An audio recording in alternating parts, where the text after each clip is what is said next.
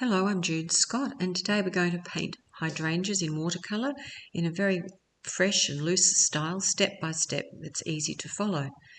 This is the image that I've painted from. Beautiful hydrangeas from the Secret Garden in Margaret River in southern Western Australia. Beautiful different tones and temperatures of blue. We've got pale blue, we've got warm violety blues, and that's going to be the image that I'm going to use to produce this painting. So if you'd like to follow along, pick up your pencils and start to draw some of the florets that make up the hydrangeas. They're interesting to draw. You have to be careful that you don't end up with something that looks like a tennis ball with little blue flowers glued to the top.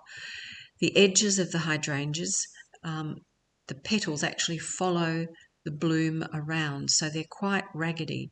Not every flower will be exact. So if you paint maybe half a dozen that are botanically correct and facing the right direction, they won't all be facing towards you, you can get the look of the hydrangea. Now, I have used here some Prussian Blue because it's a very cold blue, and then I'm going to splash it with some Cobalt, which is a warmer blue, and you can see that I've sprayed a bit of water already on the paper and it's blooming out. I'm just using there some Cobalt Turquoise, and I think these three blues are really all you need to paint your hydrangeas.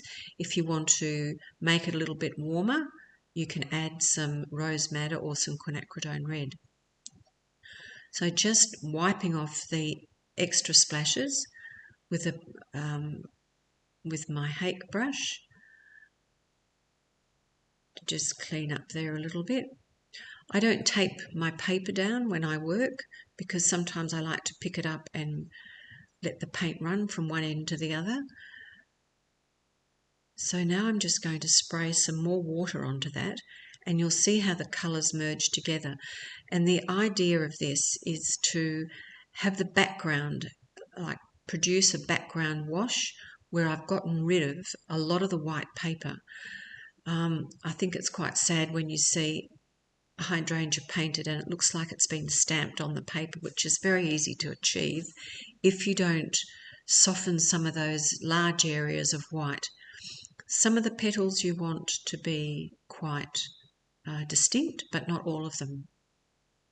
So here I'm using some more Prussian Blue, and into that I've mixed some Quinacridone Gold, and I'm using Holbein watercolours here to produce these wonderful colours. And because the paper's wet, they are just blooming out absolutely brilliantly, which to me that is definitely watercolour. So use plenty of water to get this very loose look. So if you find that you're painting very tight, use a bigger brush and more water. So just encouraging that now to get the water, it's on a flat surface, to go the way that I want it to. So then I can just pick that sheet of paper up and just get those paints to mix together on the paper, and that way you get some beautiful colours emerging. So don't rush it, just take your time. Have a look to see where you think you'd like to maybe add some more colour, lift some liquid out. It's very, very wet there.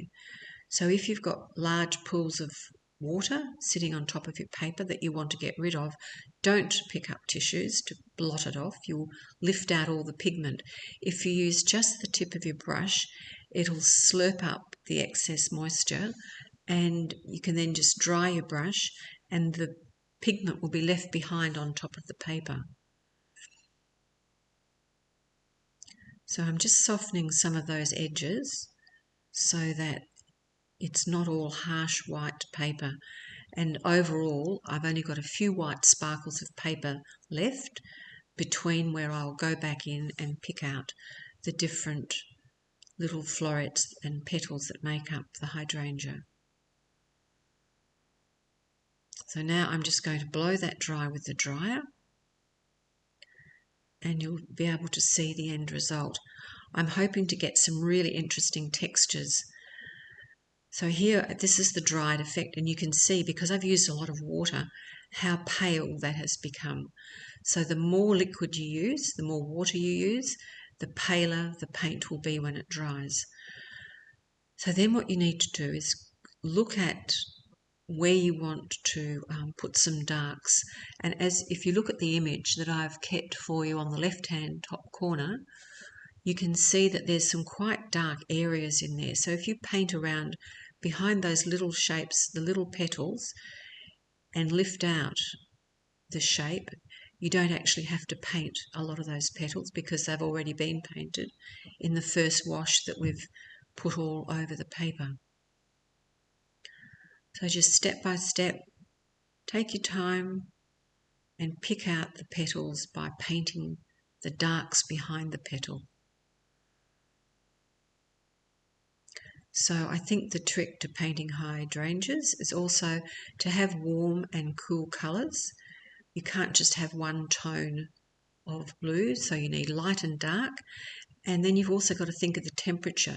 So I've got warm and cool petals there that will make it look more realistic and more like the actual bloom on the left. So you can touch your brush to those petals with water, and if you've put down strong pigment first, it will bloom out to fill up the wet space that you've painted onto those petal shapes. You can come in and you can even sort of do some outlines in dark. Don't have them too distinct though, otherwise it will detract from the painting. And you can just make it up as you go along. So long as they're going different angles as they would on the actual bloom. So if you want to use the main image of the actual hydrangea, you can always do a screenshot and follow along and use that as your image to work from. So if you look down where the leaves will be, you can see that there's some white sparkles on the paper.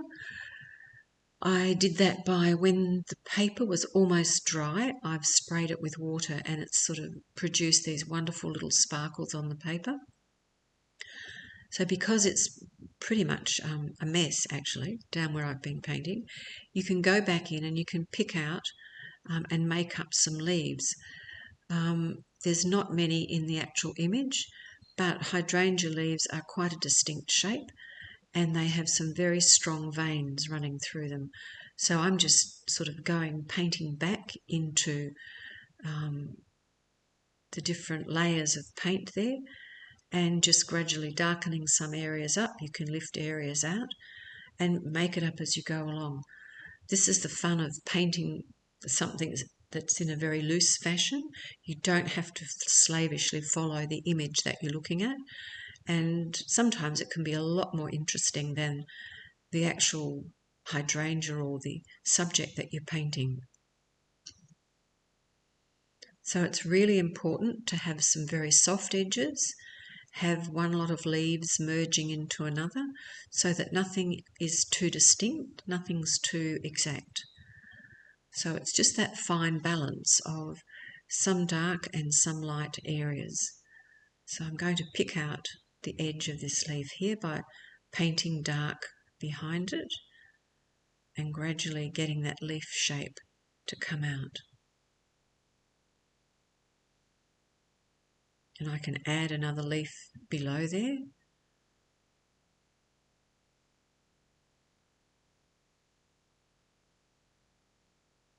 So if you're painting a new leaf, as I am, against fairly light leaves, then you need to put some dark pigment up under that leaf so that the edge of the leaf above it shows up and it will make your leaf in dark paint recede back. So I'm just softening now some of those edges because you don't want them all to be hard, otherwise it will look like you've painted by numbers. So just soften some of that. And if you get to a stage where you don't know where to move or where to proceed, just go and have a cup of tea, have a cup of coffee, or just simply put your paper up and have a look at it. Walk away, maybe even come back the next day. When you look at it with fresh eyes, you'll think, yes, I need to do something here, maybe even lift out a little area here or there to make it look more interesting or improve the look of your work that you've done so far.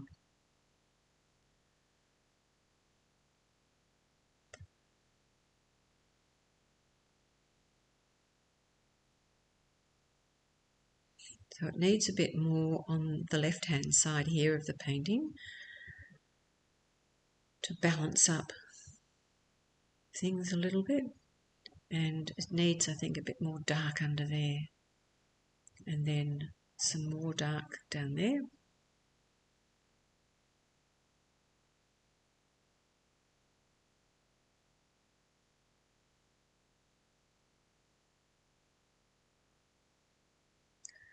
So you can see here that you don't have to paint all the leaves. You can just pick out a leaf shape and put some dark paint in behind it, and voila, you have your leaf.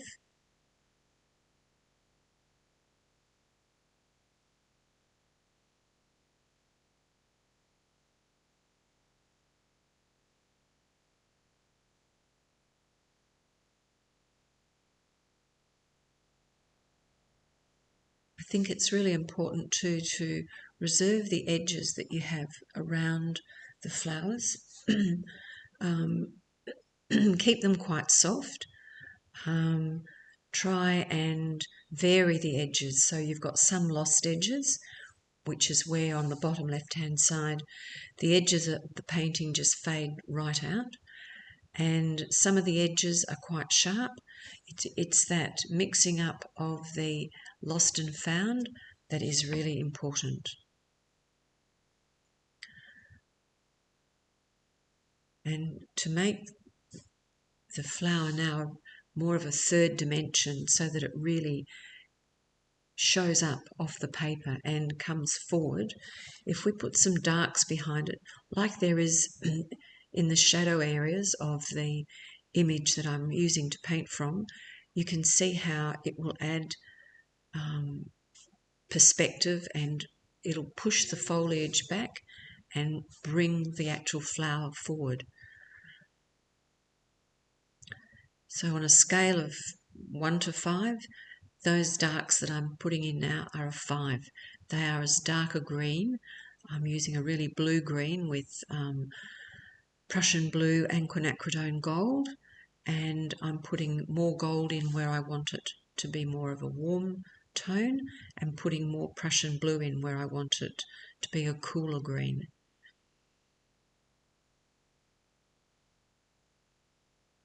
I'll leave a list of colours that I've used at the end of the video for you to paint along with.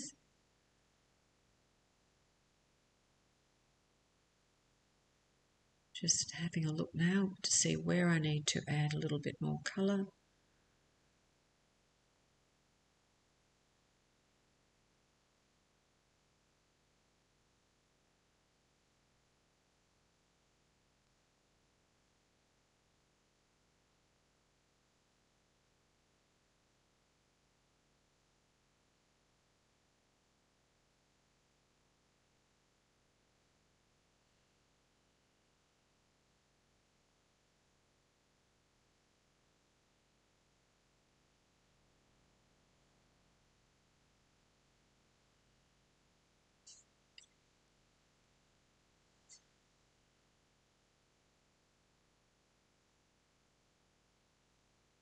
So just have a look, and I'm working out now whether I'm going to put some more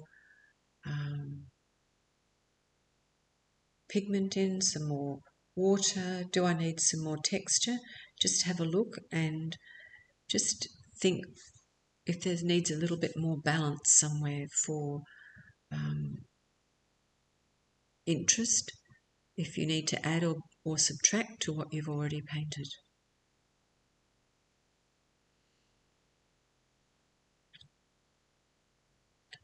So I think I need some more blue there just to repeat colours. It's always a really good idea to have some blue in the leaves and have some green in the flowers so that everything is connected. I know it's not like that in reality, but that's fine. We're not slavishly following what we see here. We're just making a painting. So I'm just going to run a bit more of a blue wash over the base there just to make it a little bit darker and to add to the curve of the flower going around as it sort of comes up from underneath the next to the foliage.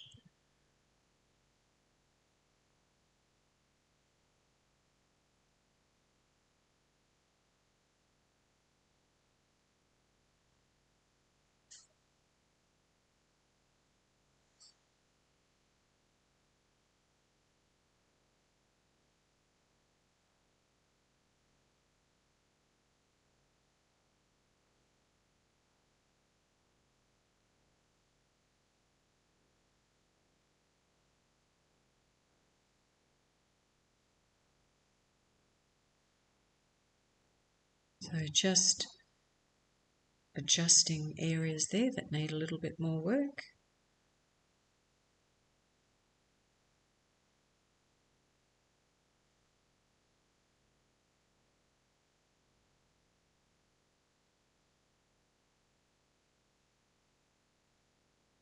And because the first wash was speckled, that texture is still showing through these leaves. And you'll be able to see the finished painting at the end.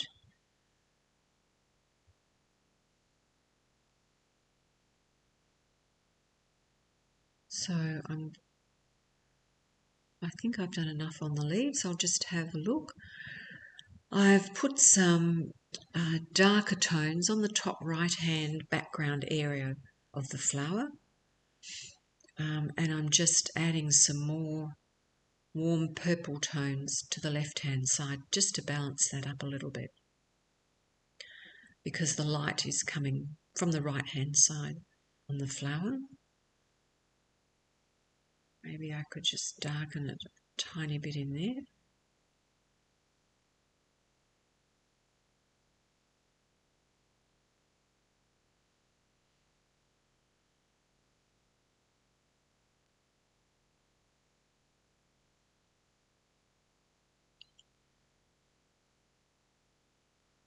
And just add a touch of blue,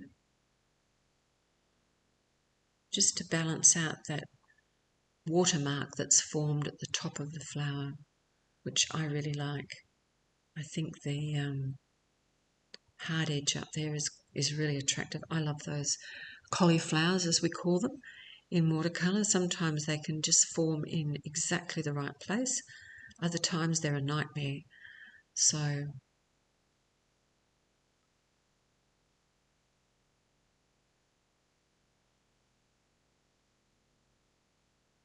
just lift a little bit of liquid out of there. It's got a little bit too much water.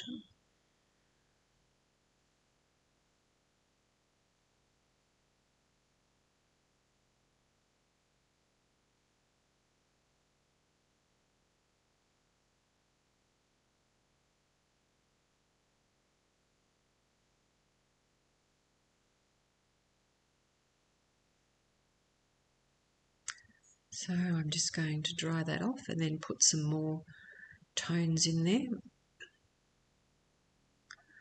And I've done a little bit more work on the bottom lower left-hand leaves.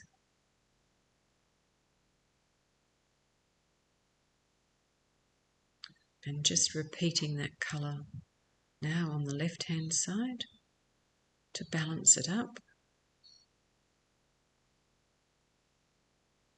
So it's really important to have soft edges if you're going to add colour like that. If you let it dry, you'll end up with hard edge, and sometimes they just won't come off. So I'm just trying to get the exact right amount of liquid there so that it doesn't form a cauliflower. I think one is enough. Yeah, that's about right.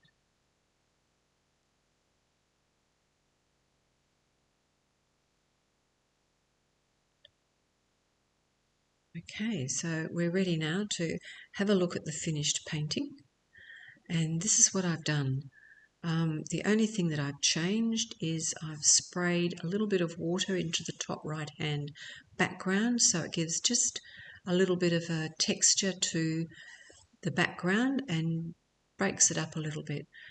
So I hope you've enjoyed painting, and good luck with your efforts if you've been following this.